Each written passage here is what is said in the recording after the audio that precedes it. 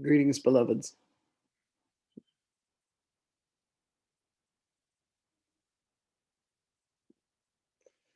As you begin to reveal the layers upon layers and the levels upon levels and the dimensions upon dimensions,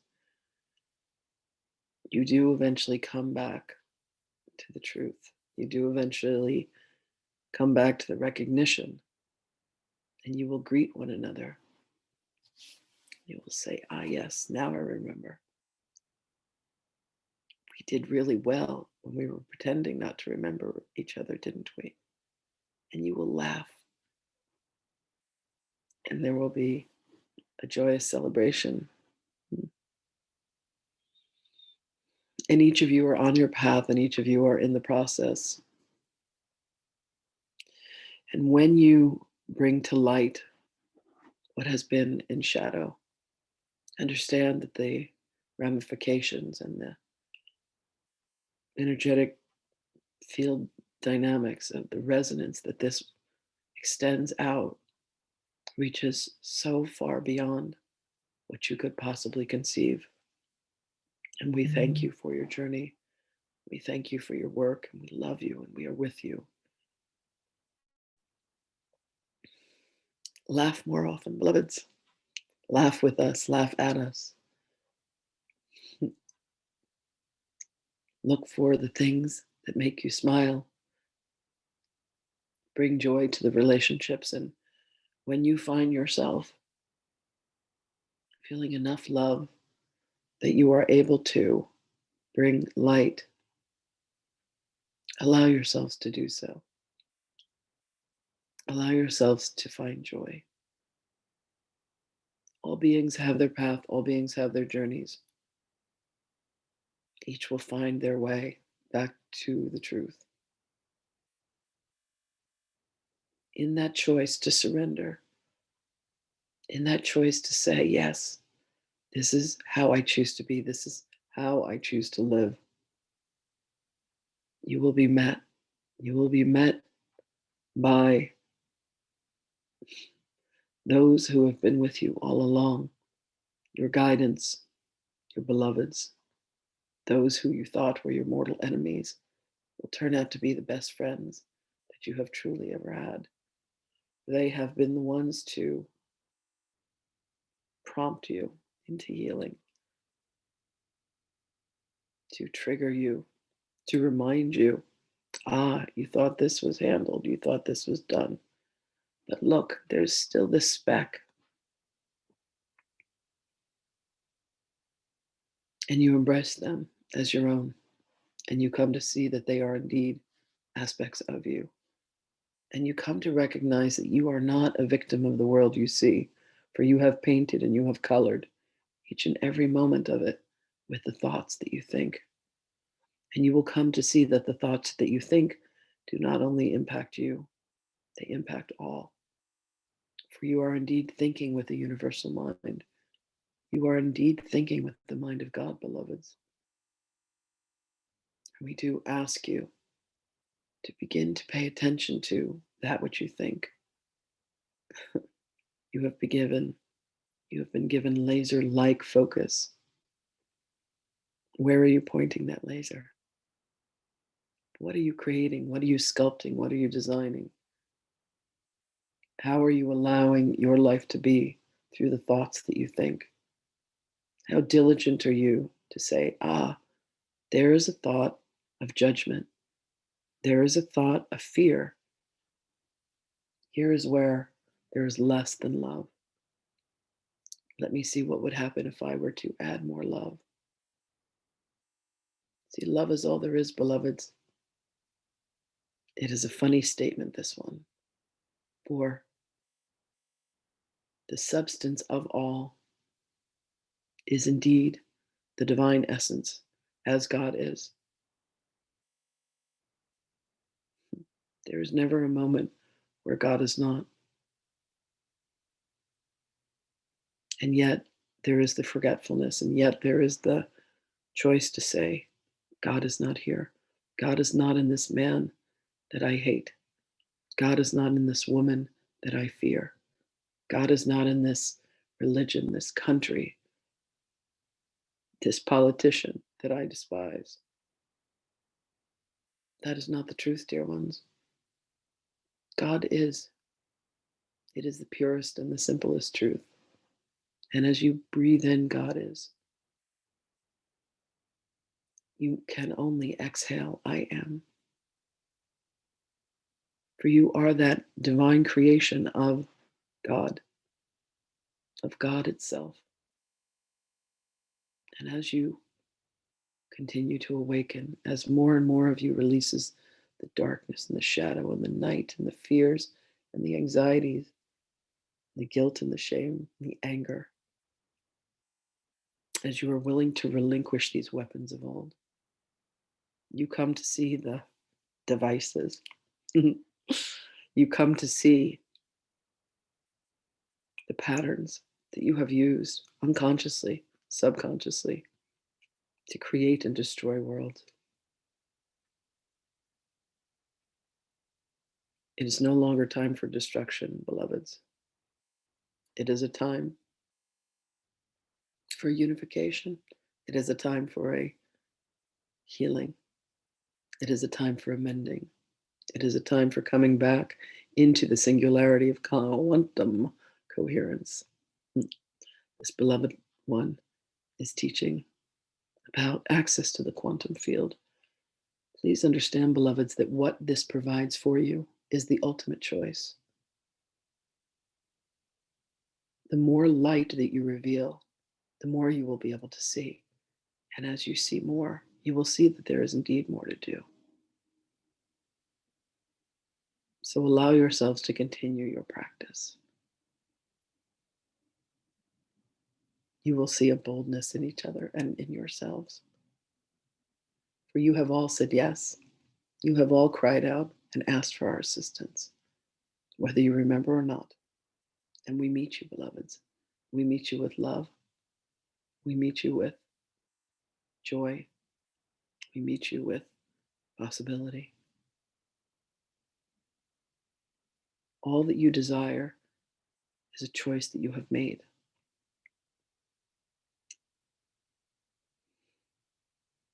We welcome you home. For you are indeed like the little sheep, the little lamb that has lost its way. And we are shepherding you back to the truth of you, to the light and the magnificence. Beloved, you are grand beyond belief. And as you finish the first lesson, allow yourselves to ponder, what is it that I have truly learned in these past cycles of days? What questions do I have? We would like to invite you to ask, what would you like to know, beloveds? What questions do you have for us?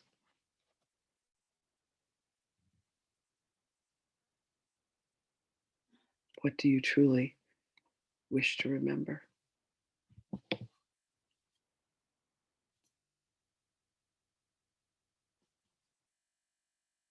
You may ask now, you may ask in private. The answers are always there. Do you have the willingness and the courage to hear the answers? If you feel that something is blocking you, you have a community here of beings that will help you. Can I ask a question? Indeed, beloved. Before the Course of Miracles, I had a very devotional practice, kind of like a bhakti yoga, which I still really love, just kind of praying and adoring. But is that a distraction or is that a good practice? It is indeed a good practice, beloved, for any form of prayer. Allows you to begin to have conscious contact that steps outside of the realms of the ego. Any prayer that involves a sense of contemplation, that involves a sense of solitude and quietness, will indeed act to quiet the mind. the constant chatter of the egoic realm and bring you to a place where you are indeed able to hear and see and feel and know and sense the truth of you. Beloveds, this is all a journey of remembrance. So, yes, beloved, it is indeed a worthwhile effort. We thank you for your devotion.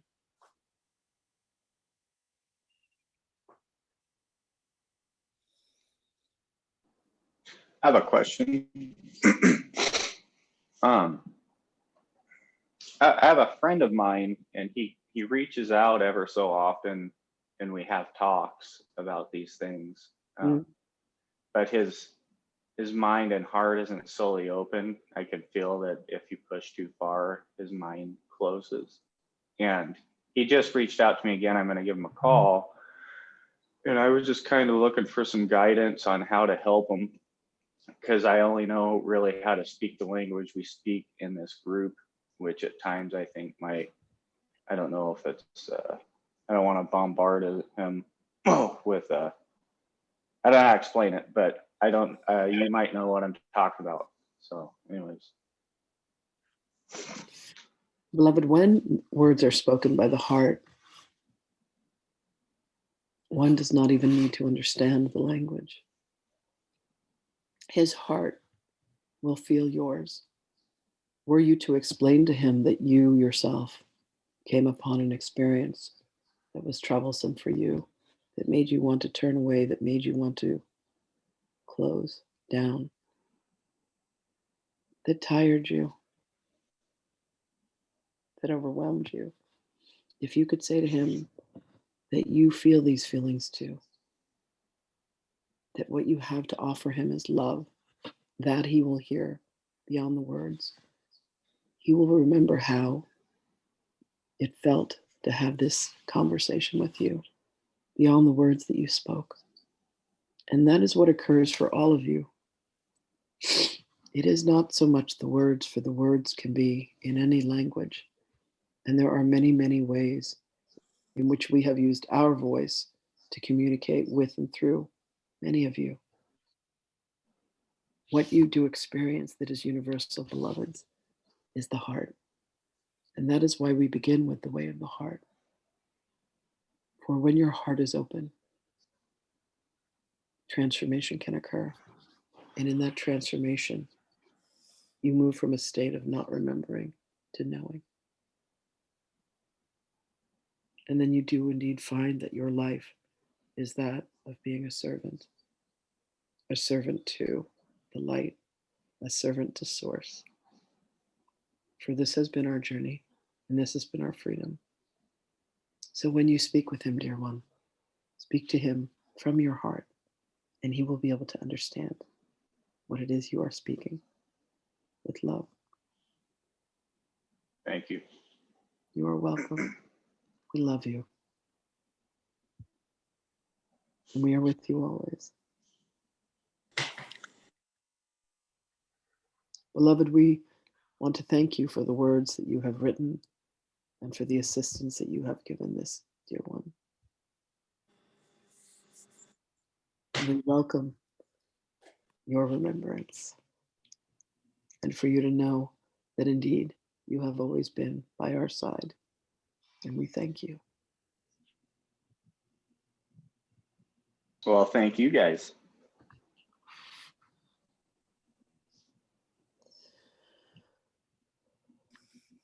We leave Yeah, you. sure, there is.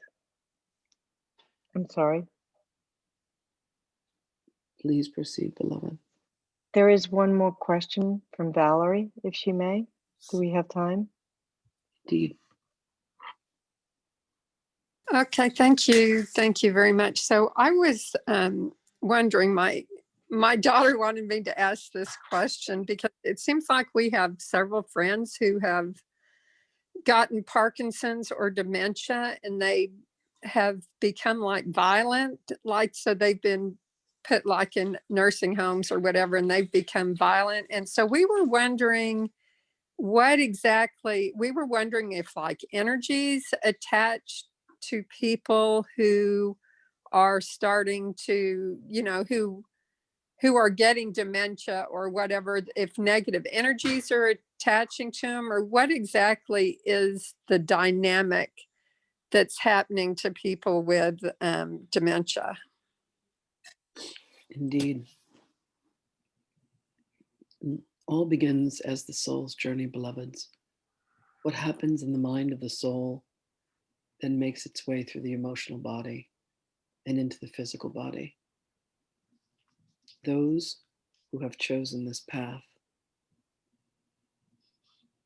have allowed themselves to have a seeming chemical imbalance within the brain.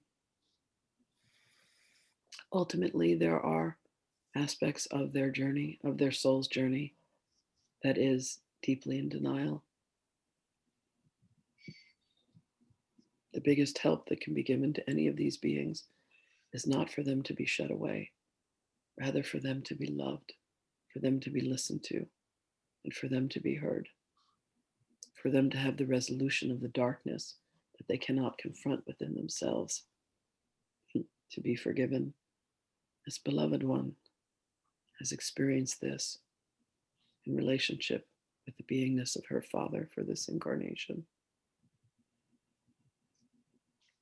Understand, beloveds, that you all have attachments. You all have these aspects of beingness where you have said, let me close down this portion of my consciousness, and then allowed you yourselves have allowed for these devices, but they are indeed an extension of an aspect of you. And as you remove them, and as you release them, and as you return them back to the energy from whence they came, you will find that there will be more and more that will come to the surface. For those who are shut away, for those who are being taught to be medicated as a way to handle the violence, there is a place where they are not heard. There is a place where they are not felt.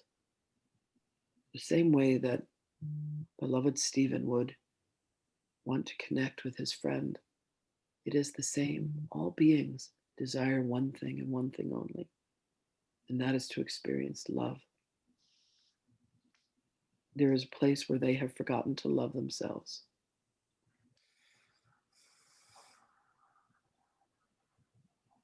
If there are beings like this, allow them to feel forgiven. Allow them to feel still seen.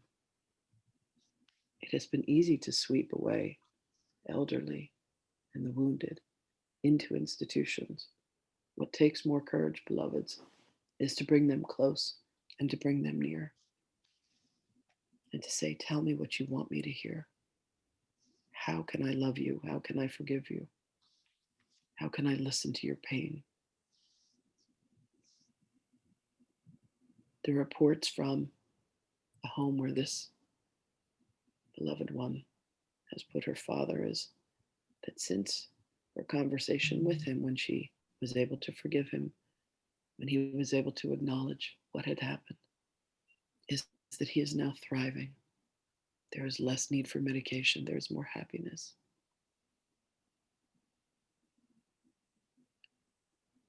Ask of yourselves, beloved, for those of you that have loved ones in these traumas, what is it that they want? What is it that they need?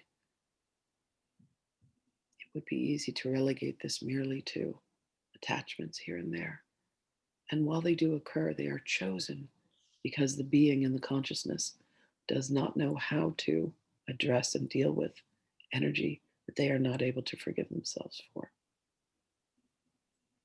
So allow them to find that forgiveness, beloveds.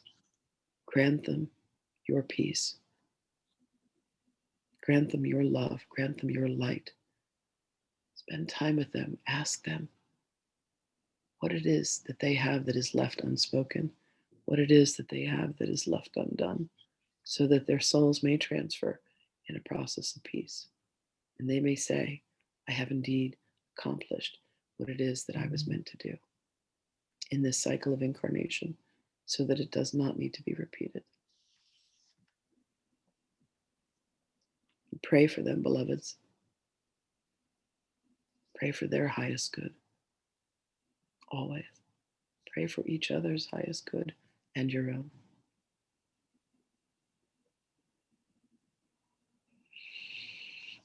We leave you with words of love. We leave you with blessings. We will speak with you again. Thank you. That was awesome. You're welcome.